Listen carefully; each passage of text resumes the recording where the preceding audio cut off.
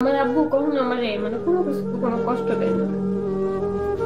আর আমি সেই পাশে যে আরেকজনের ইউজ করা কাপড় চোপড় পরছি, না খাইও দিন পার করছি। কত কত সহ্য সহ্য করা যায়? করা যায়? জন্মটা গরিব গরিব হলেও টাকা পয়সা ধন সম্পদের প্রতি কোনো লোভ নেই। বাবা মা কখনো কষ্ট দেয়নি, অথচ স্বামীর ঘরে এসে ব্যবসায়িক পণ্য হলাম। স্বামী আর সতীন মিলে আমাকে ব্যবসা করেছি। ঠিক এই কথাগুলো লাইভে এসে কেঁদে কেঁদে প্রকাশ করলেন আখি আক্তার। আহাতিশা টাকার জন্য কতটা নিচে নামতে পারে তারই বাস্তব প্রমাণ আখি আক্তার।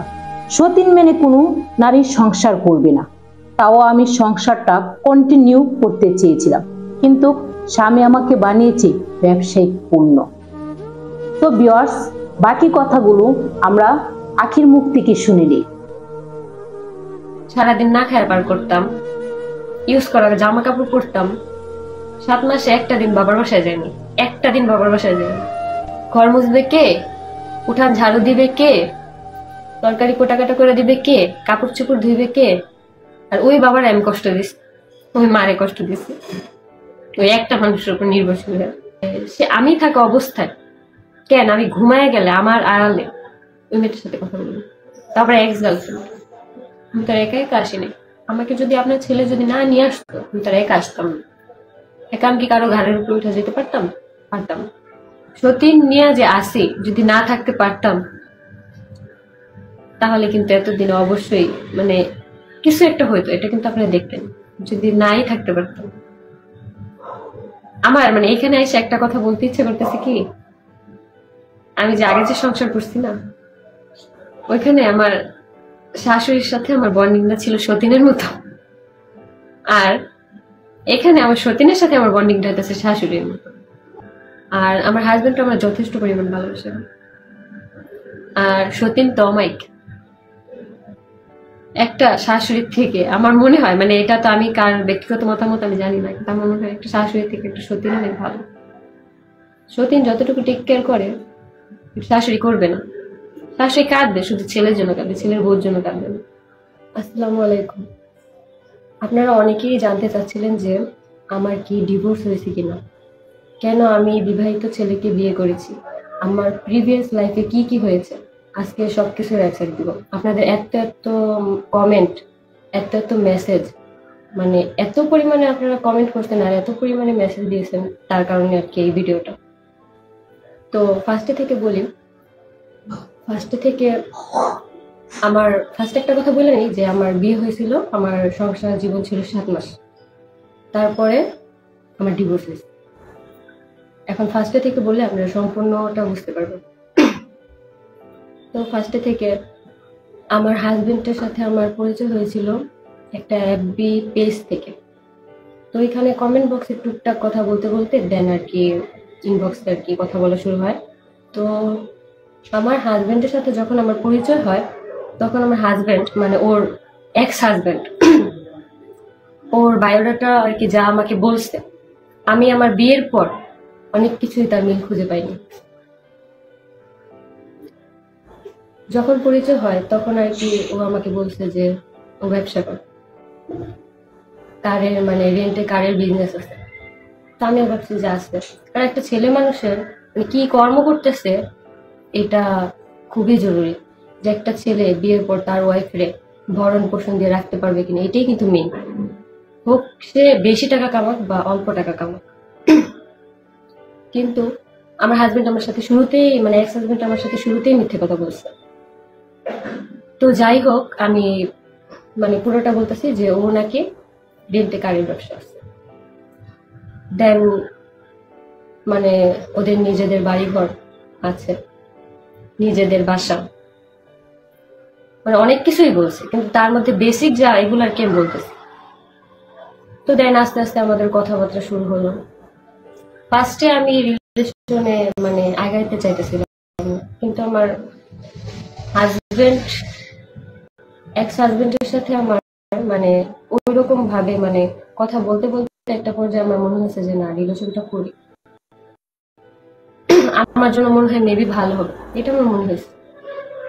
কিন্তু যখন রিলেশন করছি, রিলেশন করার পরেও দিনগুলো আর কি ভালোই কাটতেছিল, মানে ভালোই যেতেছিল দিনগুলো। তো আমাদের রিলেশন ছিল 2 মাস। 2 মাসের মাথায় আমরা বিয়ে করছি। তো বিয়ে করার পরবর্তীতে বিয়ের আগে যে কাহিনীগুলো হয়েছে ওগুলোও বলি, ওগুলো না বলে তো বুঝতে পারবেন না।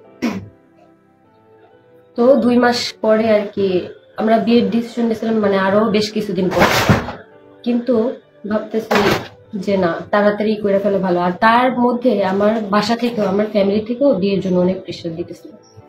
তো ওইটা আর কি আমি আমার ওই তখন আমার এক্স হাজবেন্ডকে জানাই যে আমার বাসা থেকে তো বিয়ের জন্য প্রেশার দিতেছে, তো কি করবো।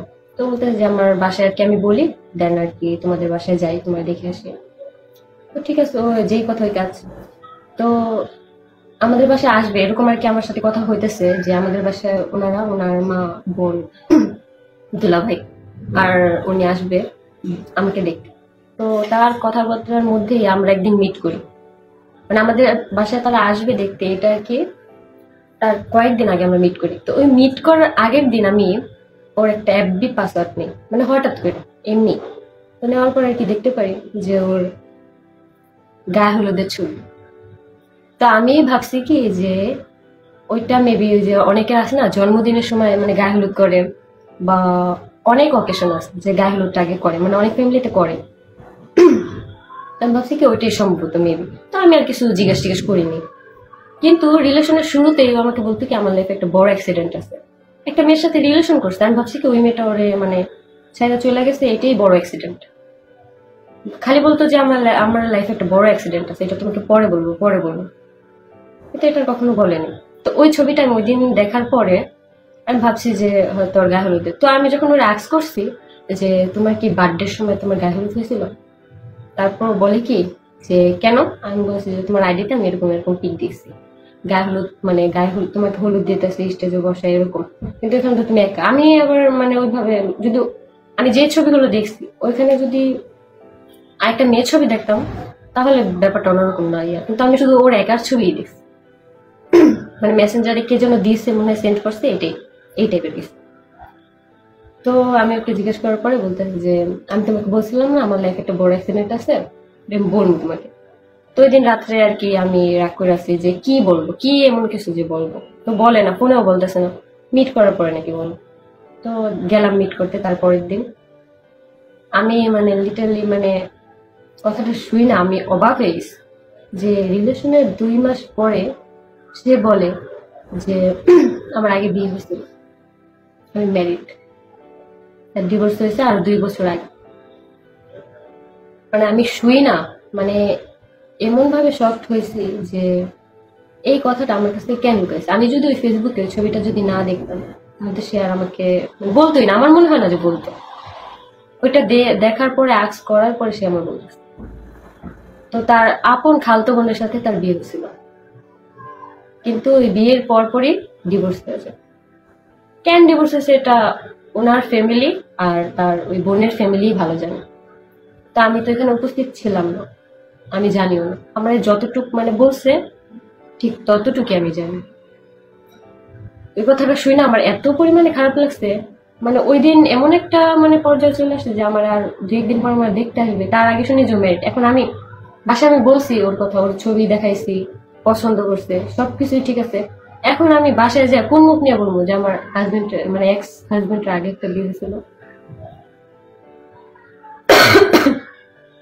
তারপরও আম্মুকে কোনো রকম ভাবে মানে বুঝাইছি যে মানুষের তো লাইফ অ্যাক্সিডেন্ট হয়। আগে তো নিজের বুঝাইতে হয়েছে, তারপর তো আম্মুই বুঝেছি যে আম্মু মানুষের লাইফে তো অ্যাক্সিডেন্ট হয়। তো আমি আনম্যারিড, তো কি হয়েছে, মানে ওর ছিল না ওয়াইফ, ডিভোর্স হয়ে গেছে। এরকম মানুষই মানে বউরে অনেক বেশি ভালোবাসে, এটাই মানে সবসময় মানে ধারণা ছিল। মানে দেখতাম তো অনেক জায়গায় যে একটা যে ছেলেটা ডিভোর্স হয়ে যায় বা বউ মারা যায় তারপরে যে ওয়াইফ আছে অনেক ভালোবাসে। তো আব্বুরে যখন শুনাইছি আব্বু মানে আব্বু মানে নাই। তো বাসায় তো মূল ঝগড়া যে এমন একটা ছেলে কিভাবে পছন্দ করলাম। আসলে কি তারা তো ফ্যামিলি, এটা প্রত্যেকের ফ্যামিলিতে, কেউ যায় না বুঝায় এরকম একটা ফ্যামিলিতে দিবে না, কোনো মেয়েকেই দিবে না। আর তার উপর আব্বু যখন খোঁজখবর নিয়েছে জানতে পারে যে সে কোনো কাজই করে না, বেকার। কিন্তু সে আমাকে, আমার আব্বুকে মানে বলতেছে ফোন দিয়ে যে আমি তো রেন্টের কারের ব্যবসা করি, এটাকে আমি ঢোল পিটায় বেড়াবো এলাকার মধ্যে? এটা তো আমি করি, এটা তো করি।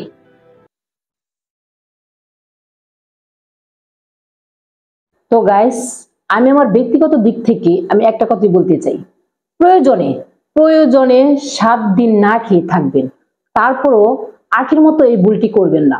সতীনের ঘরে কখনো বিয়ে বসবেন না। ধন্যবাদ সবাইকে।